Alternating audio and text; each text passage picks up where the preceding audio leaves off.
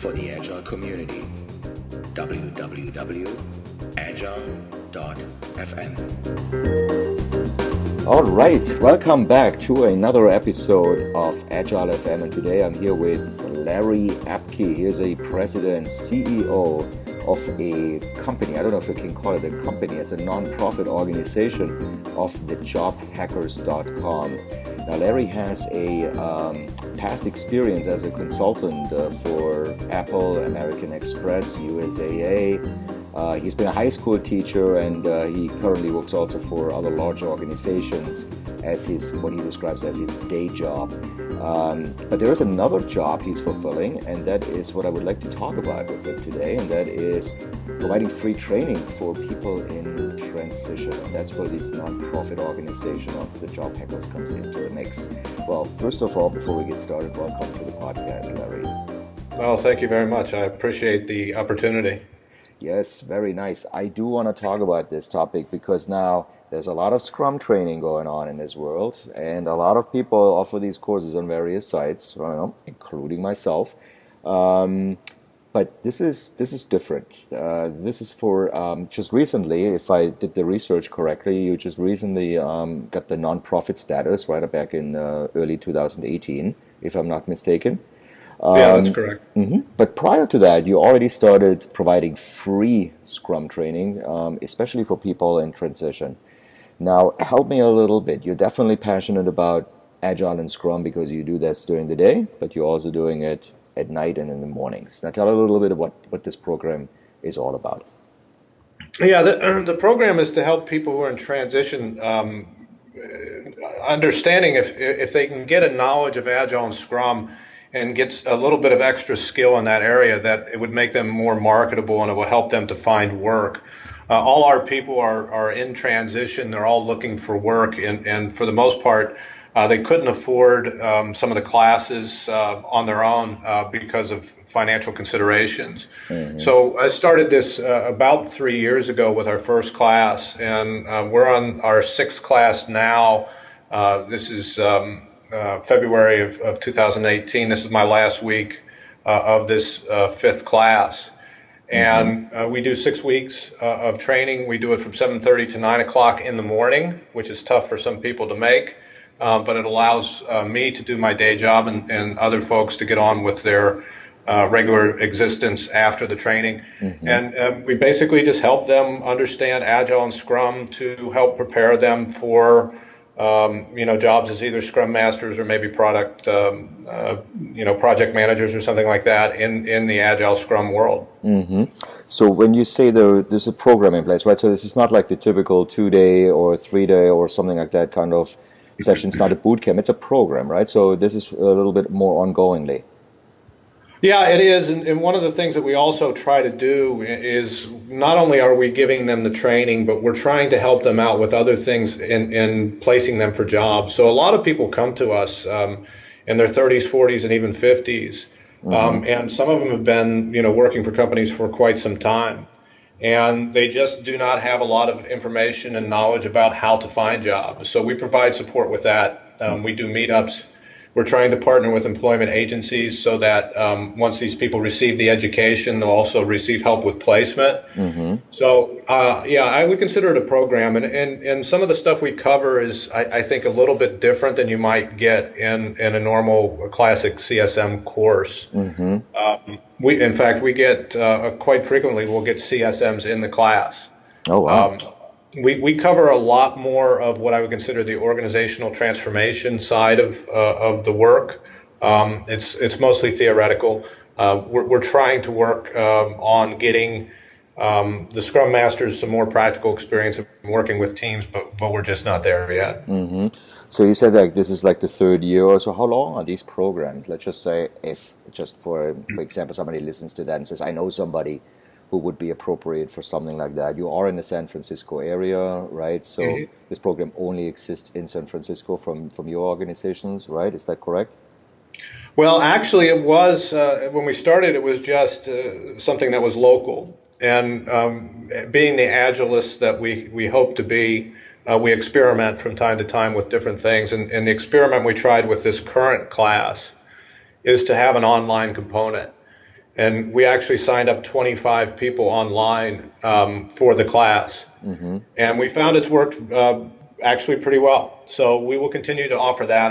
We're offering the next class. We'll start sometime in spring. We're looking at either March 20th or 27th. And it runs for 6 weeks. But we do have people from all over the United States now, some who take it online. And we have about a dozen who take it in person in San Francisco. Wow, so that's quite a significant number, and they're really committed. How do they find you? I mean, is this also the employment agency that builds like the mediator here, or how do people find you? Well, we're very fortunate to have partnerships with a lot of other nonprofits. Even though we're a new nonprofit, we've been very fortunate to work with some really great nonprofits that have been around a while. I want to mention the name Path Forward, pathforward.org. They're actually in your neighborhood and somewhere in New York City. They are for people who have been out of the workforce for a while, mostly to take care of people. It's obviously a lot of women who have taken care of children, but also could be men who have taken care of parents or something of that nature, or taken care of children. We have quite a few who come to us from there because they need the skills to help them, and Path Forward helps them as well. We work a lot with the PMI groups, specifically with PMI group here in San Francisco. But if folks are interested in signing up and they're in transition and they feel that Agile and Scrum training would help them to help secure their next job, they certainly can go to our website, thejobhackers.com, and fill out the participant form to sign up for the next class. But it's got to be people in transition, right? Yeah, just people in transition. One of the things is that, because we don't charge for the class and we're a nonprofit, we want to make sure that it fulfills a social need. Yeah. And that need is for folks to find meaningful employment, and we're just here to help them do that. Well, Larry, you're not, how to put this, you have been in your career through several organizations. You have seen Scrum in various implementations in the San Francisco area. You traveled quite a bit for organizations. Now, the question I have for you is, like, what was the trigger event for this? I mean, you work during the day with a company, but to take something else on like this, what triggered this 3 years ago? What made you do what you now have as a program over there in a nonprofit organization? Yeah, certainly. I mean, these folks who are in transition, they, in a lot of cases, it's very difficult for them. Anyone who's lost a job would understand that when we had the financial crisis, what are we looking at, about 7-8 years ago? Yeah. I lost my job through no fault of my own, and I ended up losing my house. And it was very, very tough for me, and I certainly didn't want others to go through that. So that was one of the big things. There's also a company here that's a nonprofit called ProMatch, and I went to one of their meetings where there was just literally dozens and dozens of very highly qualified individuals who were looking for work, and it just really tugged at my heartstrings to see these many people who are in transition and struggling to find work, and I knew that I needed to do what I could to help them. Right, definitely, yeah. I mean, it sounds like, because it's not like you have some free time and spare time and it's like, hey, what am I going to do? And I'll start teaching for people in transition. You are very active in your day role, and to take something else on, that really speaks for yourself. Now, I do want to ask you, in these 3 years, maybe not in the current program, but maybe as 2 previously, do you have any kind of success? Do you get feedback? Like, talking about the Agile spirit, are you getting any feedback from your program? Are you staying in touch with these people? Do you have a success story after this program is over?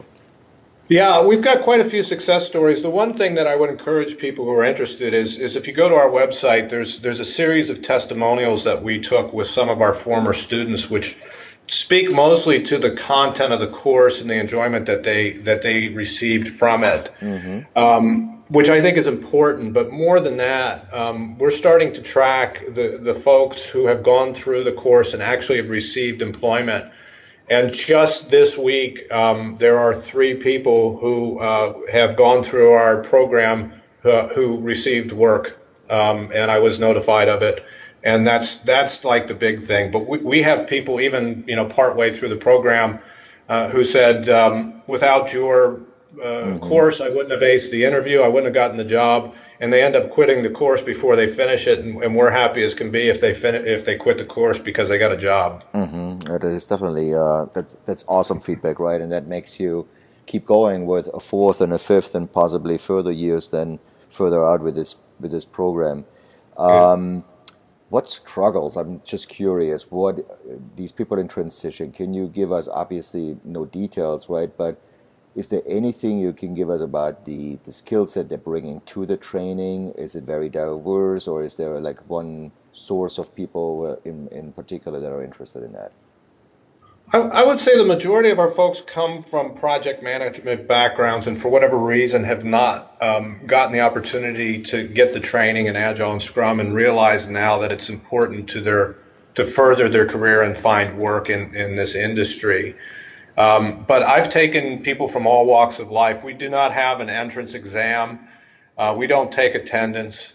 We'll take whoever feels that they can benefit from this knowledge, and we'll add them if we can. Obviously, we have an upper limit of the number of folks we can take to be effective, but we've taken people from electrical engineering. Both of my sons, two of them, I should say, not both. I have three sons, but my two oldest boys have both gone through the program. And the program prepares people to take the PSM if they choose to. And both my boys took the PSM and they both passed. Wow, nice, very good. That speaks for the content as well, right? Now let's talk a little bit about. You just mentioned like the size of the groups you can take through this program. Obviously, there's especially for the ones in person, there's a limiting factor, and that's the space. I would assume, right? So you have secured a space where you meet in the mornings or evenings. For your program talks and presentations and educational material, but what are the constraints you work in here? How do people have to envision what's going on? Well, the biggest constraint, locally is obviously the space, and the way we've done the space is we've been very fortunate throughout that I have some wonderful contacts, mostly on LinkedIn, because I've been in this business for a long time, and we just post every quarter when we're ready to start a new class that we're looking for space. Does anybody have space that they can donate? Currently, if I can mention, it's Expedia and Hotwire here in San Francisco that is donating the space for our class. And we actually, because they're donating the space, we take on some of their people for free to allow them to experience it. We have not reached, I don't think, the upper bounds yet, but we're getting close. I would guess that as far as in person and online, we're probably looking at 40. When we had 39 start the last one, we might even try to go up to 50 and see if it waters down the education. But we're going to try to experiment. Our goal is to help as many people as we can. Yeah. From an online perspective, you're not really limited, right? You can take larger groups, and space is not so much of a concern. But in this case, San Francisco, I would assume, very similar to New York. There's just not a lot of space you can use. You have to be just thankful for what you have. Absolutely, and it's very expensive as well if we don't get it donated to us. Yeah, well, talking about donations, right? So you are a full nonprofit organization. You can accept donations, but let's talk a little bit about the funding model here. How do you run this nonprofit? How do you get the funds you need to keep a program like this alive? I mean, yes, there is you're dependent on space, but also you have to buy material supplies, I would assume, and certain things you have to lay out. So how do you finance this program?